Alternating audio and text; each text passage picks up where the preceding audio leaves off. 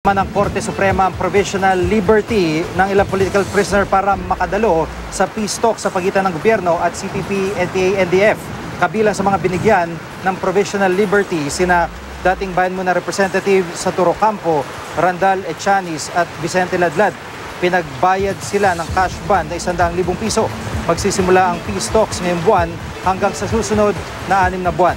Kailangan ipaalam ni Echaniz at Ladlad kung paano sila makukontak ng Manila Regional Trial Court sa Pilipinas at sa Norway. Kailangan din nila magpakita sa Embahada ng Pilipinas sa Norway at bumalik sa bansa pagkatapos ng peace talks. Noong 2014, ibinasura ng Supreme Court ang mga petisyon ni Campo, Echaniz at Ladlad kaugnay ng hinaharap nilang kasong multiple murder dahil sa umano'y mass purging ng NPA sa Leyte. Pero pinayagan sila noon ng Supreme Court na makapagpiyansa. Hindi naman pinayagang makalaya ang ilan pang political prisoner dahil gumugulong pa raw ang kanilang mga kaso.